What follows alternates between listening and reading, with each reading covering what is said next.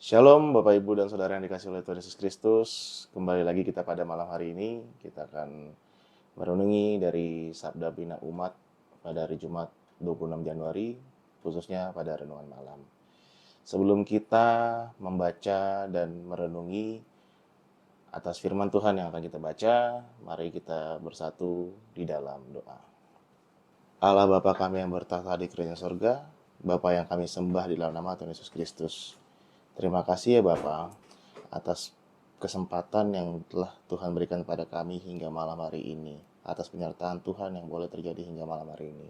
Kiranya Kau berkati kami ya Bapa, yang sebentar kami akan membaca sebagian kekayaan firman Tuhan. Mampukan kami melalui Roh Kudus-Mu agar kami dapat memahami apa maksud, kehendak, tujuan dari firman Tuhan yang akan kita baca. Terima kasih ya Bapa. Terpujilah Engkau Yesus Kristus, sumber firman yang hidup. Amin. Pembacaan kitab kita pada hari ini terambil dari Kisah Para Rasul pasal ke-28 ayat 11 sampai ke-16 yang menyatakan Paulus tiba di Roma. 3 bulan kemudian kami berangkat dari situ naik sebuah kapal dari Alexandria yang selama musim dingin berlabuh di pulau itu. Kapal itu memakai lambang Dioskuri. Kami singgah di Sirakusa dan tinggal di situ 3 hari lamanya. Dari situ kami menyusur pantai lalu sampai ke Regium. Sehari kemudian bertiuplah angin selatan dan pada hari kedua sampailah kami di Puteoli. Di situ kami berjumpa dengan anggota-anggota jemaat dan atas undangan mereka kami tinggal 7 hari bersama-sama mereka. Sesudah itu kami berangkat ke Roma. Saudara-saudara yang di sana telah mendengar tentang hal ihwal kami dan mereka datang menjumpai kami sampai ke Forum Appius dan Tres Taberne. Ketika Paulus melihat mereka, ia mengucap syukur kepada Allah lalu kuatlah hatinya. Setelah kami tiba di Roma, Paulus diperbolehkan tinggal dalam rumah sendiri bersama-sama seorang prajurit yang mengawalnya. Demikianlah pembacaan kitab kita pada hari ini. Bapak, Ibu, dan saudara-saudara yang terkasih di dalam Tuhan Yesus Kristus. Kisah Para Rasul, pasalnya yang ke-28 ini merupakan pasal terakhir dari kitab Kisah Para Rasul. Dituliskan oleh Lukas yang merupakan teman seperjalanan dari Rasul Paulus. Setelah menanti hingga musim dingin selesai dan perjalanan laut kembali memungkinkan, Paulus dan rombongan kembali melanjutkan perjalanan ke Roma dengan sebuah kapal berlambang Dioskuri, yaitu dewa Kastor dan Pollux, 2 dewa kembar dari mitologi Yunani yang memberikan keamanan berlayar. Pada saat itu, orang-orang Yunani mengandalkan dewa-dewa mereka untuk memberikan ketenangan saat berlayar. Sedangkan Allah yang disembah oleh Paulus memberikan penyertaan di tengah badai sekalipun. Setelah berlayar, Lukas mencatat dengan singkat saja tempat-tempat mereka singgah di dalam perjalanan tersebut. Sirakusa, Regium, hingga akhirnya mereka berlabuh di Puteoli. Dan berakhirlah perjalanan mereka. Mulai dari Puteoli, mereka akan melanjutkan perjalanan melalui jalan darat hingga tiba ke kota Roma. Puteoli adalah kota pelabuhan yang penting. Di situ juga ada jemaat-jemaat Kristen atau jemaat-jemaat yang percayakan Yesus Kristus yang menyambut Paulus beserta rombongan. Dan mereka berdiam bersama-sama dengan jemaat itu selama 7 hari. Tuhan berkenan memberikan penghiburan besar kepada Paulus dan kawan-kawan karena perjumpaan ini. Setelah perjumpaan yang sangat menghiburkan ini, Paulus dan rombongannya melanjutkan perjalanan dan akhirnya tiba di Roma. Inilah titik akhir dari perjalanan Paulus di dalam catatan Lukas pada kitab Kisah Rasul. Tuhan membawa Paulus untuk mengabarkan Injil di tempat besar terakhir di dalam rencananya. Meskipun Paulus bukanlah pendiri dari jemaat Roma yang telah ada sejak sebelum kedatangannya ini, tetapi Paulus tetaplah dipakai Tuhan untuk memberikan pengaruh yang sangat besar di antara orang-orang Yahudi di Roma. Bahkan, selama 2 tahun dia terus memberitakan Injil walaupun dengan status sebagai tahanan yang menunggu pengadilan kaisar. Bermula dari Yerusalem, Injil Tuhan telah masuk ke Alexandria, Antioquia, Athena, Efesus, Korintus, dan Roma. Dengan Paulus menjadi alat yang Tuhan pakai ke kebanyakan kota-kota tersebut. Betapa besar kuasa Tuhan dalam menyatakan kerajaannya ini. Seperti kita tahu, Rasul Paulus dalam perjalanan pelayanannya menuju Roma banyak sekali mengalami tantangan dan kesulitan. Rasul Paulus saat itu berstatus sebagai tawanan. Kapalnya diombang-ambingkan badai hingga rusak. Ia terancam dibunuh. Rasul Paulus bahkan dipagut oleh ular. Serta 3 bulan lamanya ia terdampar di Pulau Malta. Saudara-saudara yang terkasih dalam Tuhan Yesus Kristus, pada pembacaan Alkitab kita pada malam hari ini, saat Rasul Paulus tiba di Puteoli atau sekarang yang dikenal dengan Pozzuoli, ia bertemu dengan sejumlah jemaat-jemaat Kristen. Mereka menyambut Rasul Paulus dan rombongannya dengan penuh sukacita, sehingga Rasul Paulus mau menetap selama 7 hari di sana. Sambutan yang diberikan kepada Rasul Paulus merupakan tanda bahwa berhasilnya Rasul Paulus dalam menyebarkan firman Tuhan kepada mereka. Hati Rasul Paulus saat itu sangat merasa bersyukur, terhibur, dan semakin dikuatkan karena pertemuan tersebut. Proses keberhasilan dari Rasul Paulus dalam menyebarkan Injil merupakan suatu proses yang panjang dan banyak teladan dari sikap Rasul Paulus yang dapat kita pelajari. Dari kisah Rasul Paulus kita belajar bahwa Allah dapat menyelamatkan siapa saja. Kisah pertobatan Rasul Paulus yang luar biasa tersebut terulang setiap hari, di mana orang berdosa di sekeliling dunia diubahkan oleh karunia keselamatan Allah di dalam Yesus Kristus. Dari kalangan ini banyak yang telah bertindak kejam terhadap sesama manusianya. Tetapi ada pula yang mencoba hidup bermoral dengan anggapan bahwa Allah akan menerima mereka pada hari penghakiman. Di zaman ini, kita mungkin menilai banyak orang-orang yang melakukan kejahatan tidak layak diselamatkan. Karena kejahatan mereka terhadap kemanusiaan tidak bisa dimaafkan. Kisah Rasul Paulus ini adalah kisah yang dapat diulangi pada zaman ini. Kita kadang memandangnya tidak layak, namun Allah memberinya belas kasihan. Kenyataannya ialah bahwa setiap orang adalah penting bagi Allah, dari yang baik sampai dengan yang jahat, karena hanya Allah yang dapat menyelamatkan dosa manusia dan mengasihi manusia. Dari kisah kehidupan Rasul Paulus kita juga mengerti bahwa siapapun dapat menjadi saksi yang rendah hati. Di dalam kisah Rasul Paulus 20 ayat yang 19 menyatakan bahwa ia dengan segala rendah hati melayani Tuhan. Dalam pelayanan itu aku banyak mencucurkan air mata dan banyak mengalami pencobaan dari pihak orang-orang Yahudi yang ingin membunuh aku. Paulus tidak takut menyatakan apa yang telah diperbuat Tuhan dalam hidupnya. Rasul Paulus menghabiskan seluruh hidupnya sejak pertobatan hingga kematiannya sebagai martir, bekerja tanpa mengelola bagi kerajaan Allah. Rasul Paulus juga tidak menjadi tawar hati ketika menghadapi berbagai masalah yang menghadang. Ia tidak hanya semangat di awal, lalu kehilangan optimisme dalam proses yang sulit. Apa yang membuatnya bertahan hingga akhir? Kita bisa melihat dengan jelas pengharapan yang dimiliki Paulus dalam surat-suratnya. Pengharapan di dalam pribadi Tuhan yang tidak berubah. Pengharapan di dalam kebangkitan Kristus yang menyelamatkan setiap orang percaya. Dan pengharapan di dalam janji Tuhan yang akan menyediakan upah pada waktunya. Harus diakui, kadangkala masalah yang kita hadapi datang silih berganti, membuat kita tawar hati dalam menjalani pelayanan kita. Pengharapan Rasul Paulus mengingatkan kita bahwa kita sebagai orang yang percaya akan Kristus punya pengharapan yang sama. Kita punya Tuhan yang tidak pernah berubah, kuasa dan kasih-Nya. Sebab itu, kita dapat mengerjakan segala sesuatu yang dipercayakannya dengan penuh semangat. Tidak ada pekerjaan yang sia-sia ketika kita melakukannya dengan hati yang tertuju kepada Tuhan. Pengharapan yang dimiliki Rasul Paulus melahirkan sikap tekun yang luar biasa. Pekerjaan yang ia lakukan untuk memberitakan Injil tidaklah mulus. Namun pengharapan Paulus kepada Tuhan membuatnya tetap tekun berusaha. Banyak surat pengembalaannya bahkan ditulis dari dalam jeruji penjara. Paulus tidak menjadikan pengharapan manusia sebagai ukuran keberhasilannya.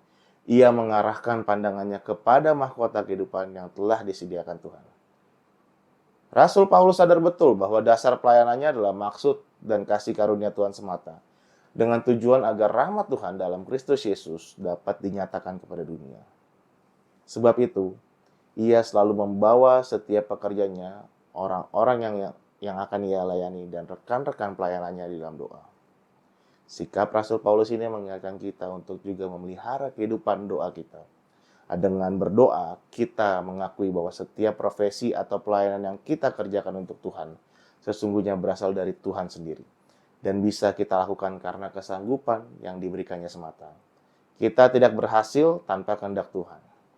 Bapak, Ibu, dan saudara-saudara yang terkasih dalam Yesus Kristus, menjunjung tinggi nilai kemanusiaan berarti memandang tinggi kemanusiaan melampaui berbagai macam pembatasan seperti perbedaan suku, ras, dan agama. Kepekaan kita terhadap penderitaan sesama pun harus melampaui semua itu. Manusia seharusnya senantiasa ringan tangan, membantu sesama yang tengah membutuhkan pertolongan dalam kesusahan, penderitaan, dan kemalangan tanpa perlu melihat siapa mereka. Semua manusia sama derajatnya, sama nilainya. Di hadapan Allah tidak ada lagi hamba atau orang merdeka, laki-laki atau perempuan. Hal itu berarti bahwa segala bentuk diskriminasi berdasarkan bangsa, warna kulit, ras, gender, agama, kelompok, dan sebagainya seharusnya tidak ada dalam kehidupan sehari-hari. Namun kenyataannya, pembedaan perlakuan itu masih terjadi bahkan di sekitar lingkungan. Di banyak gereja sekarang ini, kelompok-kelompok kecil merupakan suatu komponen yang sangat penting dalam membangun kesatuan dengan sesama orang Kristen. Umat saling mendukung dalam banyak hal, mendoakan jemaat yang sakit atau yang dilanda kesusahan, saling mengasihi, dan sebagainya. Aktif hidup berkomunitas dalam kelompok kecil merupakan pola yang alkitabiah. Di Perjanjian Lama, Musa membagi umat Israel dalam kelompok-kelompok kecil untuk mengatasi masalah yang terjadi agar dapat diselesaikan dengan cepat. Keluaran 18 ayat 21. Di Perjanjian Baru, jemaat mula-mula berkumpul dalam kelompok kecil di rumah-rumah dan mereka disukai semua orang. Kisah Rasul 2 ayat 46. Yesus menyatakan bahwa kasih dan kesatuan seperti ini akan berdampak luar biasa terhadap persekutuan penginjilan. Masing-masing kita dapat berbuat seperti teladan Rasul Paulus, agar persekutuan kita bisa menjadi berkat bagi jemaat-jemaat lainnya. Karena ketika mereka masuk dalam persekutuan umat Kristen yang peduli dan mau menerima sesama umat lain dengan apa adanya, maka kita semua akan merasakan bahwa kasih kita satu sama lain mengalir dari kesatuan kasih kita dengan Yesus Kristus. Dan Yesuslah satu-satunya yang dapat memulihkan hubungan kita dengan sesama yang sudah retak dan hancur.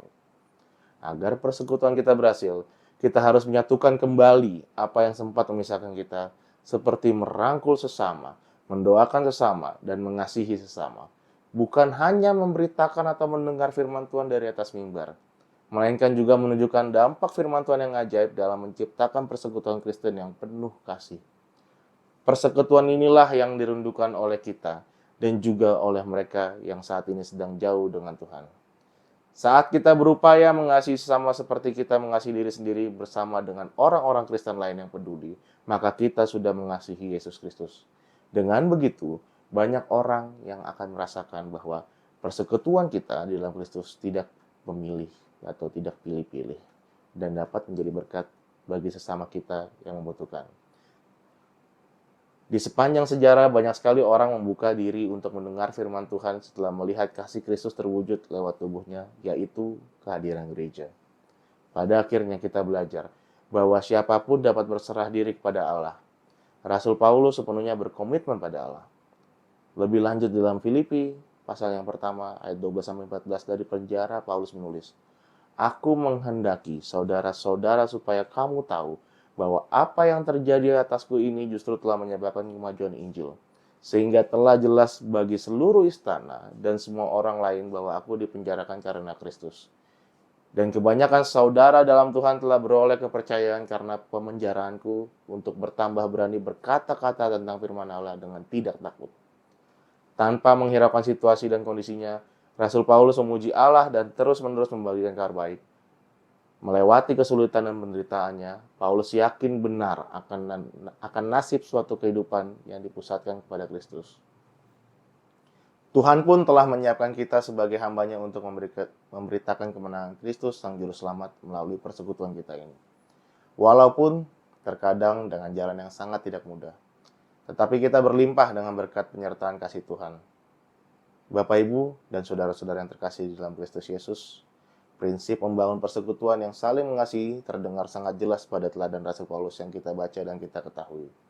Dalam hal ini, kita tidak mengatakan dan mengukur segala hal yang telah kita terima dan berikan kepada Tuhan melalui persekutuannya. Akan tetapi, menjadi panggilan rohani kita untuk dapat selalu mengasihi sesama yang merupakan bagian dari pertumbuhan iman kita. Tuhan Yesus Kristus memberkati. Amin. Mari kita bersatu dalam doa merenungi firman yang telah kita dengar bersama. Tidak putus-putusnya kami mengucap syukur kepada Tuhan Yesus Kristus atas setiap penyertaan dan berkenanan yang boleh terjadi dalam hidup kami. Bapa, atas firman yang telah kami baca dan kami dengar, kami mengucap syukur ya Bapa. Kiranya Kau mau tetap memberkati jemaat kami GBB Shalom DKI Jakarta melalui persekutuan yang kami jalankan, sehingga apa yang kami lakukan dapat menjadi berkat bagi jemaat di GBB Shalom DKI Jakarta, terlebih lagi hanya untuk kemuliaan nama Tuhan saja. Bapa, kami akan kembali ke aktivitas kami, kehidupan kami. Kiranya Kau tetap setia menyertai. Kami memohon penyertaan Tuhan atas apa yang kami kerjakan. Kiranya Engkau menyertai kami, Tuhan. Terima kasih ya Bapa. Inilah doa kami ya Bapa. Dan inilah ungkapan syukur kami yang kami naikkan hanya kepadamu, hanya di dalam nama Tuhan Yesus Kristus, sumber kasih dan sumber hidup kami. Terima kasih ya Bapa. Amin.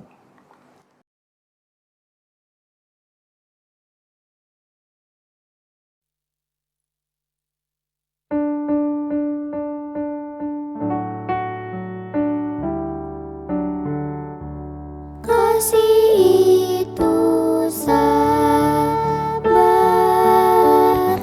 kasih itu murah hati, ia tak cemburu, tidak memegahkan diri dan sombong. Kasih itu sabar, kasih itu bersahaja, kasih tak serakah, tidak mementingkan diri sendiri. Dalam kasih kita saling memahami, berbagi suka maupun duka bersama, tak memandang kisah dalam perbedaan, semua sama di hadapan Allah.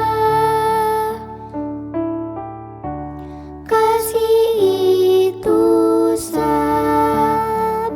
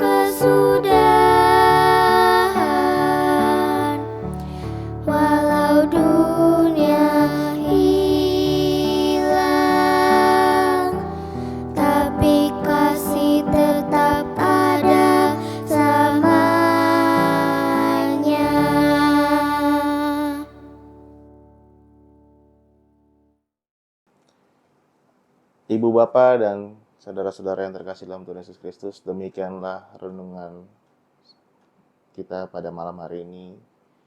Kiranya Tuhan Yesus Kristus memberkati Bapak, Ibu, dan saudara-saudara yang terkasih. Selamat malam dan sampai jumpa.